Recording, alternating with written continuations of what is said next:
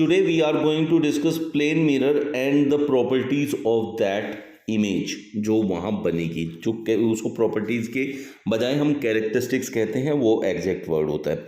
उसको आज डिस्कस करेंगे। क्लास 10 का इम्पोर्टेंट जो है टॉपिक है, इसमें से बहुत सारे एमसीक्यूज़ बनते हैं और कई बार ही बहुत सारे एमसीक्यूज़ जो हैं इसमें से रिपीटेडली पूछे गए हैं। चलिए मैं आपको समझाता हूँ इसमें होता क्या एक्चुअली में। अब यहाँ एक प्लेन मिरर हमने ले लिया, ये प्लेन मिरर है हमारा, और प्लेन मिरर के हमने लेफ्ट पे एक ऑब्जेक्ट प्लेस किया। दिस इज ऑब्जेक्ट, जो ए बी है इसको हम ऑब्जेक्ट ले रहे हैं। ऑब्जेक्ट मतलब जिसकी इमेज हमें बनानी होती है उसको ऑब्जेक्ट कहते हैं। अब यहाँ ए बी ले, इसको जनरली हम लेफ्ट हैंड पे लेते हैं। अब यहाँ से प्लेन मिरर से और ऑब्जेक्ट के बीच का जितना भी डिस्टेंस यहाँ होता है that is called you, the distance of the object. ये ऑब्जेक्ट, इसको यू से रिप्रेजेंट करते हैं। जबकि जो इमेज इधर बनती है, ये इमेज बनी है, तो यहाँ से यहाँ तक का जो डिस्टेंस होता है मिरर से इमेज तक का, that is represented by we.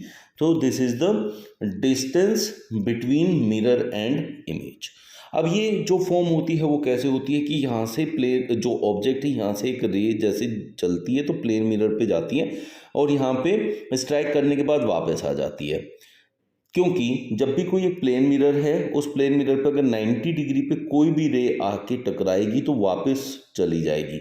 ये आपका यहाँ जो है लॉ ऑफ रिफ्लेक्शन को फॉलो करेगा। अब यहाँ से गया तो यहाँ से वापस आया, बट ये ऐसा फील होगा कि जैसे कहीं पीछे से आया है, ऐसा लग रहा होगा। ये इमेज, ये जो रे है ऐसे कहीं पीछे से आ रही होगी, तो इसको पीछे की तरफ हम एक्सटेंड कर देते हैं, बट डॉटेड लाइन से, because we are assuming that कि आ रही होगी। एग्जैक्टली हमें नहीं दिख रहा है कि आ रही है। दूसरा रे होता है यहाँ से जाएगा, अब यहाँ बेस से टकराएगा, तो यहाँ जब टकराता है तो जितने एंगल पे यहाँ आता है उसको एंगल ऑफ इंसिडेंस कहते हैं। और according to law of reflection जितने एंगल पे इंसिडेंट रे, ये जो आ रही है this is called incident ray, आती है उतने ही एंगल पे वो बाहर निकल जाती है, तो हम ये बाहर निकाल दिया। So this angle is equal to this angle, angle of incidence equal to angle of reflection.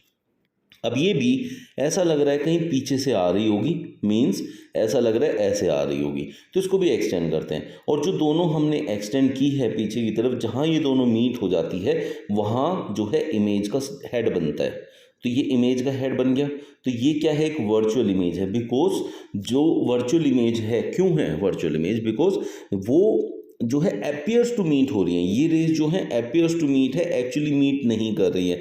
जो एक्चुअली मीट नहीं करती हैं इन केसेस में उन्हीं को हम कहते हैं वर्चुअल इमेज। तो एक वर्चुअल इमेज बन गई। तो अब यहाँ से आपको पूरा प्रोसेस पता चल गया होगा कि प्लेन मिरर की इमेज कैसे बनती है। अब इनकी क्या क्या कैरेक्टरिस्टिक होती है वो भी यहीं से समझिए क्या है। आप देखिए कि जो इमेज बनी है, यहाँ से देखिए आप, जितना हाइट इसकी थी उतनी हाइट इसकी बनी है, तो सेम हाइट की बनेगी। जब आप मिरर के सामने खड़े होते हैं तो बराबर आपकी बड़ी, जितना बड़ी इमेज बनती है ना प्लेन मिरर में, यही एक पहली इसकी कैरेक्टरिस्टिक हो गई। फिर दूसरा जो अभी अभी आपने सीखा, ये क्या है, एक वर्चुअल इमेज है। लेकिन हेड कहाँ बना, ऊपर की तरफ। इसका हेड कहाँ था, ऊपर की तरफ। तो ये कहलाती है आपकी इरेक्ट, मतलब सीधी इमेज है। अब ये जितनी बड़ी थी उतनी बड़ी ये है, तो size of object is equal to size of image.